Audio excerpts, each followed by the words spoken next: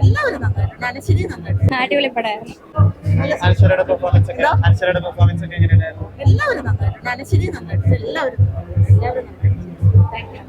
അത് അടിപൊളിയാണ്, അടിപൊളിയാണ്. എല്ലാരും പോയി കാണണം. നല്ല എക്സ്പീരിയൻസ് ആയിരുന്നു.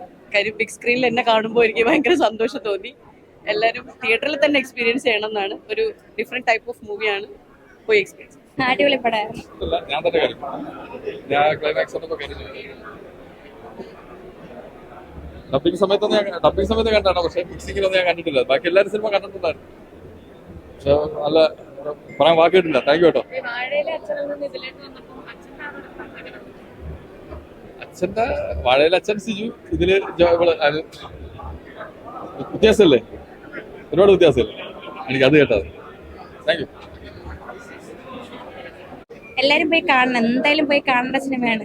നമ്മളിപ്പോ അതിന്റെ ട്രെയിലറൊക്കെ കാണുമ്പോൾ മരണം ആണെന്നുള്ളത് അറിയാം, പക്ഷെ അതിന്റെ ഉള്ളിൽ നടക്കുന്ന എന്തൊക്കെയാണെന്ന് നമുക്ക് അറിയില്ലല്ലോ. അപ്പൊ അതെന്തായാലും എല്ലാരും പോയി കാണണം.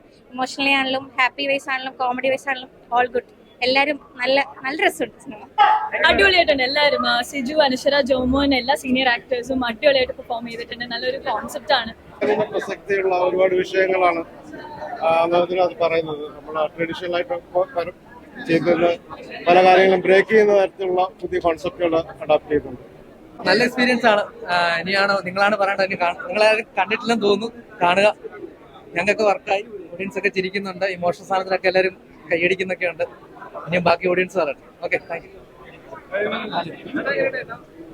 ഗംഭീരമായിരുന്നു പടം. ചെറിയ പടമാണ്, ചിരിക്കാൻ ഒരുപാടുണ്ട്. എല്ലാവരും തിയേറ്ററിൽ പോയി കാണാം.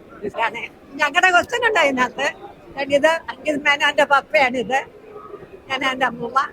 നല്ല വിളിച്ചത്, നല്ല വിളിച്ചത്, നല്ലതായി.